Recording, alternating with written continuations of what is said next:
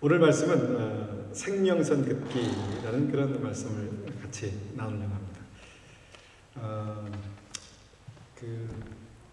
오늘 새벽에는 참 아주 특별한 꿈을 계속 연달아서 3편을 꾸었어요. 참 그러기도 힘든데, 그래서 제가 자다 말고 딱 일어나서 제가 이걸 적어놓고 또 잤습니다. 또 자니까 꿈이 또 있는 거예요. 그래서 이게 무슨 특별한 하나님의 메시지가 있는가 보다. 일단 적어놨습니다. 적어놓고 아직 기도하고 있는데, 근데 그 3편의 그 주제가 뭐였냐면 회복이었습니다. 회복. 하나님께서 회복하시길 원하시는, 하나님께서 우리의 여러 가지 부분들을 회복하시길 원하시는구나 라는 그런 생각을 갖게 됐습니다. 왜 이 꿈을 주셨을까 생각해보니까 어저께 제가 오늘 말씀을 준비해 놓고 고민이 됐어요. 다시 한번 이 말씀을 전해야 될까. 3가지 말씀을 주셨는데, 3가지 말씀을 중에서 이 말씀을 첫 번째 주셨고 나머지 이제 2가지 말씀 주셨는데, 어저께까지만 고민하다가 잠이 들었거든요. 근데 오늘 이 말씀을 통해서 다시 한번 꿈을 통해서 이 말씀에 대한 확증을 주셨다라고 생각하고 이 말씀을 전하겠습니다. 오늘 말씀은 그 생명선 긋기입니다. 여러분 운전할 때 노란 중앙선이 가운데 이렇게 있으면 절대로 그 노란 중앙선의 오른쪽만 달릴 수 있는 거 아시죠? 노란 중앙선의 오른쪽만 달립니다. 근데 운전하다가 여러분 갑자기 중앙선 왼쪽으로 달리고 싶다라는 충동을 느껴본 적이 있으십니까? 아마 대부분 없으실 텐데, 그런 충동을 느꼈다면 죽고 싶다라는 생각이 들었을 때 아마 그런 충동이 들지 않았을까 생각합니다. 중앙선 오른쪽으로 달려야지 우리의 생명이 안전하게 보호가 됩니다. 아무리 길이 막혀도 이쪽은 너무 막히고 이쪽은 헝 뚫려도 이쪽으로 달리면 위험합니다. 여기에 대해서 우리가 왜 그래야만 하죠? 라고 묻는다면 중앙선은 생명선이다, 그렇게 대답할 수 있을 것 같습니다. 중앙선은 생명선이기 때문에. 근데 중앙선을 한번 넘어갔다고 해서 바로 죽는 건 아니죠. 위험하지만 바로 죽지는 않습니다. 근데 바로 죽지 않았다 그래서 늘 취미 삼아서 중앙선을 넘어다니는 분들은 아주 위험합니다. 근데 저는 제가 믿음 생활하면서 제게 주신 하나님의 어떤 말씀들이 바로 이 노란 중앙선과 같은 말씀이다라는 생각을 했습니다. 하나님의 말씀이 바로 내가 그 말씀을 범한다 할지라도 바로 죽지는 않았지만, 내가 그 말씀을 계속 무시하고 사는 것은 바로 위험한 일이다. 그래서 어떤 말씀들은 제가 생명처럼 그렇게 지키는 말씀 가운데 하나입니다. 처음부터 그러진 못했습니다. 그렇지만 주님을 알면서 제가 그 말씀을 그렇게 지키며 살았습니다. 제가 오늘 새벽에 그 성도님들을 위해서 한동안에서 이렇게 기도했습니다. 하나님, 2007년에 주님께서 분명히 약속하셨죠. 교회를 축복하시겠다고, 성도들의 가정을 축복하시겠다고. 그래서 주님, 그 약속을 기억하십시오. 주님, 축복해 주십시오.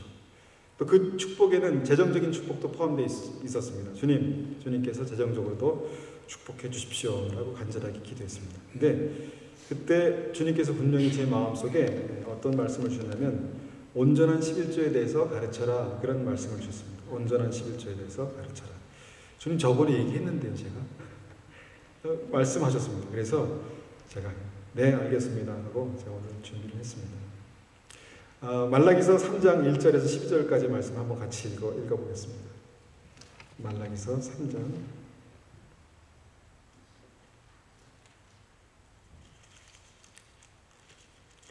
1절에서 12절까지 말씀입니다.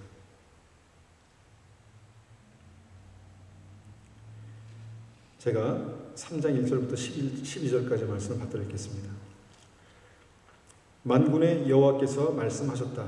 내가 내 사자를 보내어 내 앞길을 닫게 하겠다. 너희가 찾던 여호와가 갑자기 여호와의 성전에 이를 것이다. 너희가 바라는 언약의 사자가 이를 것이다. 그러나 그가 오시는 날에는 아무도 견디지 못하며 그가 나타나실 때에 아무도 살아남지 못한다. 그는 연단하는 불과 같을 것이며 깨끗하게 하는 비누와 같을 것이다. 그는 은을 달구어 연단하는 사람과 같을 것이다. 그는 레위 사람들을 연단하여 금과 은처럼 만들 것이다. 그러면 그들이 여호와께 올바른 제물을 가져올 것이다. 그때 여호와께서 옛날처럼 유다와 예루살렘의 제물을 받으실 것이다. 만군의 여호와께서 말씀하셨다. 그때 내가 가서 너희를 심판하겠다. 마술하는 사람, 간음하는 사람, 거짓말하는 사람, 일꾼의 품삯을 떼어먹는 사람, 과부와 고아를 속이는 사람, 외국인을 학대하는 사람, 나를 존경하지 않는 사람의 악함을 증언하는 증인이 되겠다. 나 여호와이다. 나는 여호와이다. 나는 변하지 않는다. 그러므로 너희 야곱의 자손은 멸망하지 않는다. 너희 조상 때부터 너희는 내 규례를 따르지 않고 지키지 않았다. 나에게로 돌아오너라. 그러면 나도 너희에게 돌아가겠다. 나 만군의 여호와가 말했다. 그러나 너희는 돌아가려면 어떻게 해야 합니까? 라고 묻는다. 어찌 사람이 하나님의 것을 훔치겠느냐? 그러나 너희는 나의 것을 훔쳤다. 그리고 너희는 우리가 언제 주 하나님의 것을 훔쳤습니까? 라고 하였다. 너희가 내게서 훔친 것은 11조와 예물이다. 온 나라가 나의 것을 훔쳤으므로 너희에게 저주가 내렸다. 너희는 창고에 너희가 거둔 것의 11조를 가져와 나의 집에 먹을 것이 있게 하여라. 그것으로 나를 시험하여라. 내가 하늘문을 열고 너희가 쌓을 공간이 넘치도록 너희에게 복을 붓지 않나 보아라. 내가 너희 작물을 해충들이 먹어 치우지 못하도록 하겠으며 너희 포도밭에 포도가 익기 전에 떨어지지 않도록 하겠다. 나 만군의 여호와의 말이다. 모든 민족이 너희를 복되다고 말할 것이며 너희가 좋은 땅을 가지게 될 것이다. 나 만군의 여호와의 말이다. 제가 하나님 앞에 기도하면서 무사히 그런 생각을 했습니다. 하나님, 내가 진짜 목사가 되게 도와주십시오. 하나님, 제가 진짜 목사가 되겠습니다. 하나님, 제가 진짜 하나님의 종이 되겠습니다. 100% 하나님께서 원하시는 사람이 되기 원합니다. 그렇게 기도했어요. 그리고 또 기도한 게 있습니다. 하나님, 우리 교회가 진짜 교회가 되기 원합니다. 진짜 교회. 가짜 목사님, 가짜 목사 있죠? 진짜 교회 있어요. 가짜 교회. 좀 말이 이상하지만 제가 하여튼 그렇게 기도했습니다. 진짜 교회가 되게 주님 도와주십시오. 그렇게 되게 도와주십시오. 그러면서 제가 이제 하나님 앞에 이제 오늘 말씀도 그런 취지에서 제가 이제 증거하는 것입니다. 우리가 온전한 신앙생활에 있어서 보통 우리가 11조 하면은 헌금 문제로만 이해하게 되는데 그 틀리지 않은 생각입니다. 그런데 11조는 헌금을 드리는 문제를 넘어서서 우리의 중심의 문제이기 때문에 말씀을 전하는 것입니다. 믿음은 어떤 면에서 우리의 중심의 문제입니다. 중심의 문제이기 때문에 다른 사람은 모릅니다. 그런데 어떤 때 나 자신도 나의 중심이 혼동될 때가 있습니다. 내가 하나님 앞에 제대로 믿음을 가지고 있는가? 하나님이 진짜 나의 하나님이 되시는가? 내가 신앙생활을 제대로 하는 건가?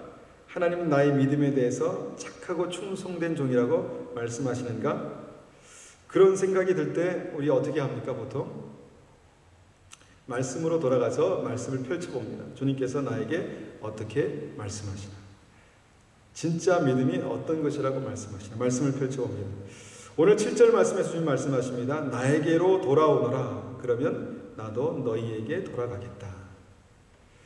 이 상황을 보면은 내가 하나님께로부터 등을 돌려서 주님께로 멀리 갔다라는 것을 전제로 하고 이 말씀을 하는 것입니다. 나에게로 돌아오너라. 그러면 나도 너에게 돌아가겠다. 그런데 그때 이스라엘 백성들이 하나님 앞에 어떻게 돌아갈 수 있겠습니까? 어떻게 돌아갈 수 있습니까? 라고 묻습니다. 돌아가는 방법을 제대로 모른다는 것입니다. 주님께서 돌아오라 말씀하신 분명한 이유가 있는데 방법을 모른다는 것입니다. 너희가 다시 하나님께로 돌아오면 나도 너희에게 돌아가겠다라고 말씀하시는데 돌아가는 방법은 모릅니다. 우리의 삶 가운데 우리가 믿는 것은 하나님의 축복과 은혜가 우리 앞에 있습니다. 하나님께서 이미 그 마음에 사랑하는 백성들을 담고 계십니다. 주목하고 보십니다. 주목하고 계십니다. 내 사랑하는 자녀, 내 사랑하는 딸, 내 사랑하는 아들을 주목하고 보십니다. 그 하나님께서 우리에게 내가 너희에게 돌아갈 방법을 알려주겠다 그렇게 말씀하고 있는 것입니다. 이 말씀이 무엇인가 하면 그 열쇠가 내 손에 있다라는 것입니다. 내 손에 있다. 그 열쇠가 네 손에 있다. 이렇게 말씀하십니다. 주님께서 말씀하십니다. 내가 문을 열면 내가 너에게로 들어가 너로 더불어 먹고 마시겠다. 네가 문을 열면 내가 너에게로 들어가 너로 더불어 먹고 마시겠다. 내가 문을 열면, 그죠? 내가 문을 열면.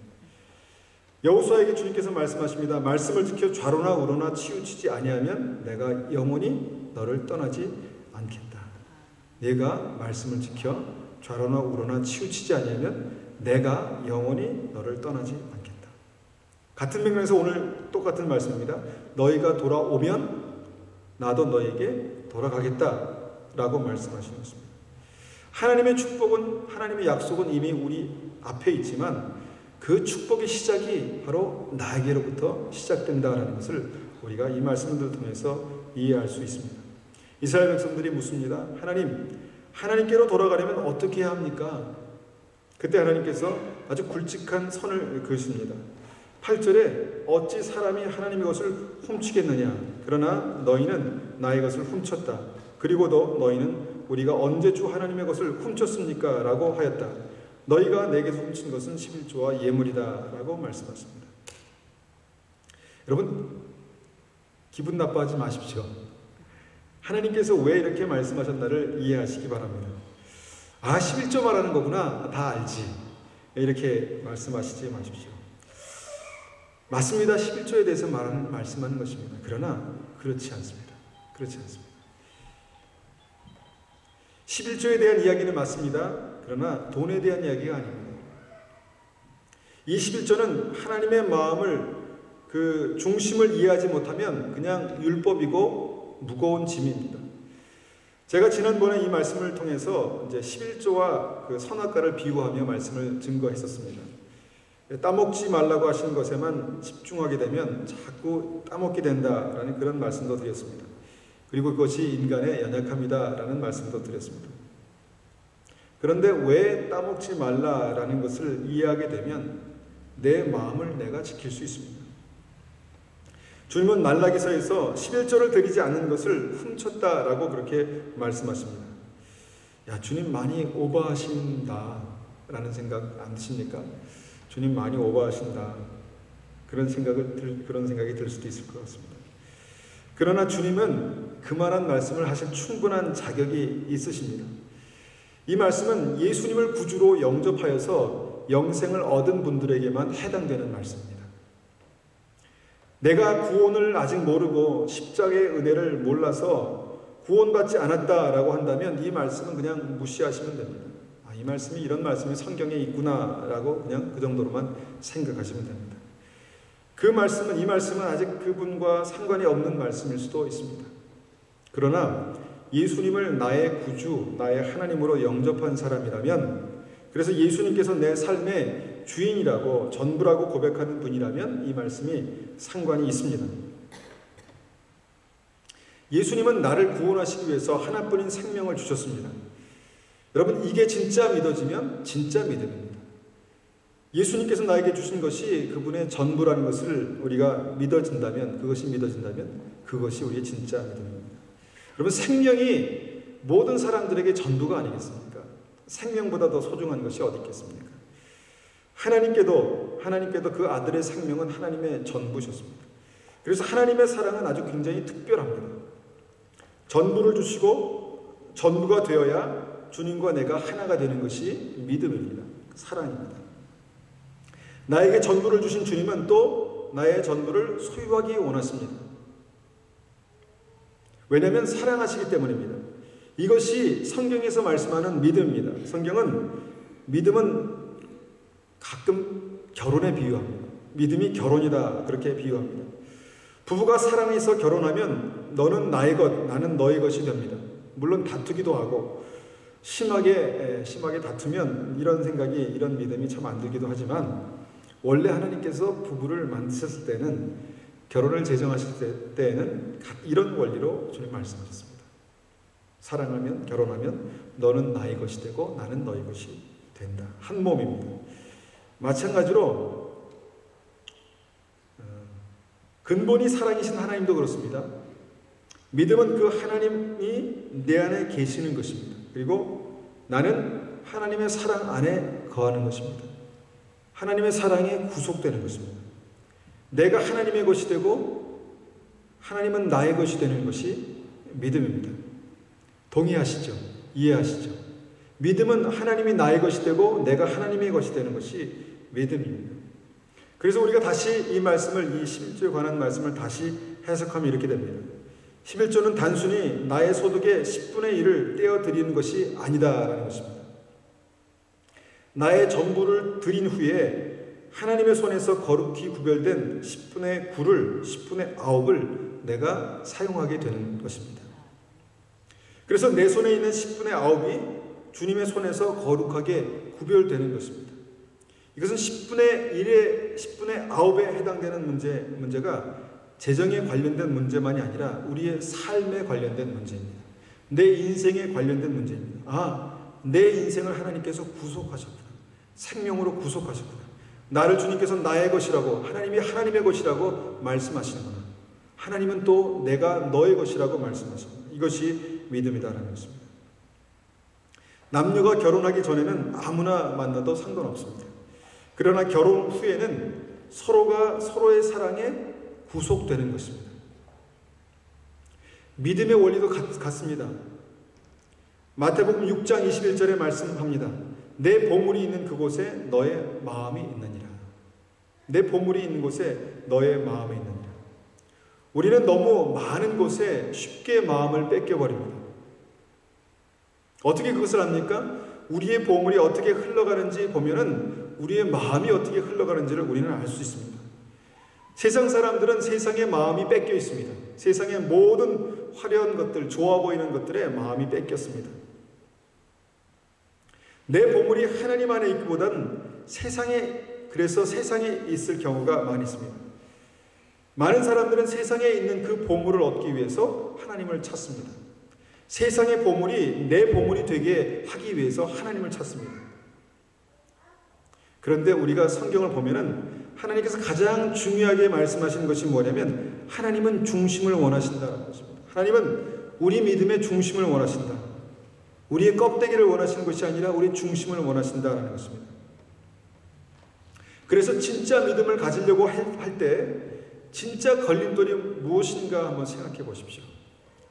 진짜 믿음을 가지려고 생각할 때 진짜 걸림돌이 되는 것은 진짜 내가 소중하게 여기는 그것입니다. 대부분 이것이 재물의 문제에 묶여 있습니다. 대부분 그 재물은 내 마음과 이렇게 단단하게 묶여 있습니다. 그래서 단단하게 묶여서 재물이 흘러가는 곳에 내 마음도 흘러가게 됩니다. 내 마음이 흘러가는 곳에 재물도 흘러가게 됩니다.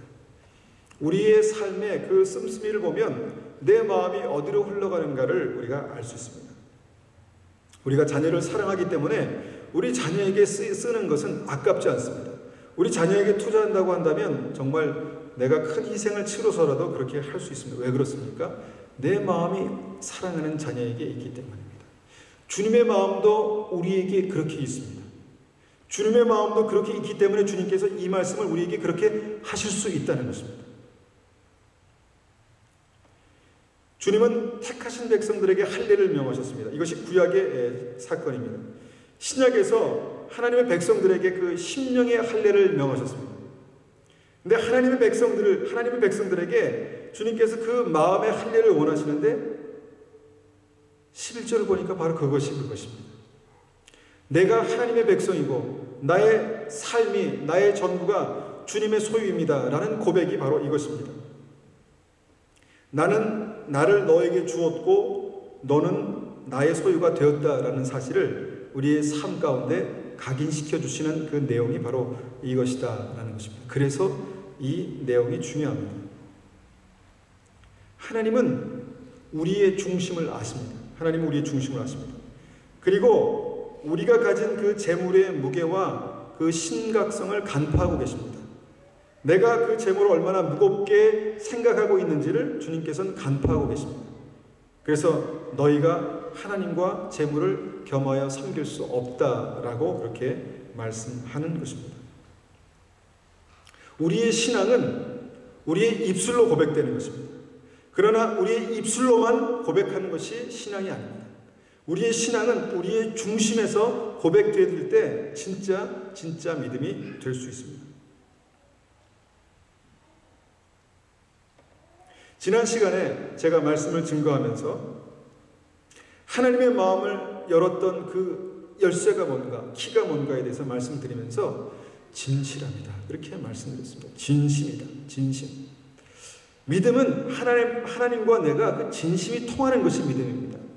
하나님께서 우리를 사랑하실 때 생명을 주시기까지 사랑하시는 그 진심이 내 심령 가운데 통해질 때 하나님을 안다고 할 수 있습니다. 그리고 그 진심이 하나님 앞에 드려질 때 주의 마음이 열리는 것입니다. 우리의 믿음은 그래서 애매하지가 않습니다. 본문에서 하나님은 이미 이스라엘 백성들의 마음을 보셨습니다.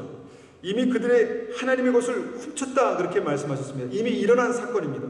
그러나 오늘 본문에서 하나님께서 이 말씀을 주신 그 이유를 분명히 확인해야 되는 한 가지 이유가 있습니다. 그럼에도 불구하고 주님께서 이 말씀을 왜 주시는가라는 것을 우리가 알아야 합니다. 그 이유는 주님은 우리를 사랑하십니다. 사랑하는 자녀를 축복하시기 원하십니다. 우리를 영원한 생명 가운데로 온전히 세우시길 원하십니다. 그래서 주님께서는 돌아서라. 내가 너에게 돌아서겠다. 돌아오라. 내가 너에게 돌아가겠다. 주님께서 이미 마음을 결정하셨습니다. 이미 우리에게 돌아오기로, 우리의 삶 가운데 오시기로 결정하셨습니다. 그래서 돌아오라. 내가 돌아가겠다. 말씀하시는 것입니다. 요사이 기도하는 내용이 제가 좀 달라졌습니다. 제가 기도할 때 하나님, 부자로 건강한 몸으로 지옥 가는 것이 아니라 차라리 약하고 가난한 상태로 천국 가게 해주십시오. 제가 그렇게 기도합니다. 천국이 실제입니다. 제게 천국은 실제입니다. 그래서 제가 이것을 정말 담대하게 저의 기도로 하나님께 올려드릴 수 있습니다. 영원한 하나님의 나라가 실제라고 믿으십니까? 그것이 믿음입니다. 영원한 하나님의 나라는 실제입니다. 하나님과의 관계는 실제입니다. 그리고 그분께서 말씀하시는 것도 실제입니다. 여러분, 화려한 설교, 완벽한 찬양, 유창한 기도, 그것은 그냥 겉으로 드러나는 것입니다. 믿음은 지난 시간에 말씀드렸던 것처럼 서툴러도 투박해도 진심이 되어야 합니다. 진심이 진짜 믿음입니다. 주님 앞에서 이 선을 분명히 지키시기를 축원합니다. 그래서 오늘 말씀의 제목이 생명선 긋기입니다. 주님의 약속을 우리가 기억한다면, 그것을 믿는다면 한번 그렇게 해보시기를 축원합니다. 나의 믿음의 선을 어떻게 긋느냐에 따라서 우리의 생명의 상태가 달라집니다. 여러분, 하나님의 마음은 너무나도 간절하십니다. 왜냐하면 11절로 나를 시험하라 그렇게 말씀하셨습니다.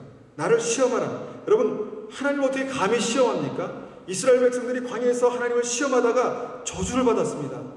그런데 그 하나님께서 우리에게 나를 시험해보라, 나를 시험하라 그렇게 말씀하셨습니다.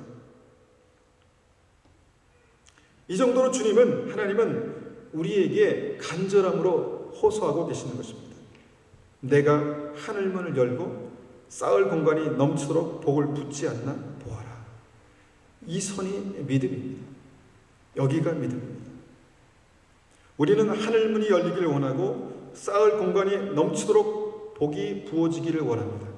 우리의 모든 인생의 영역에서 정말 하늘문이 열리기를 원합니다. 그렇게 간절히 기도합니다.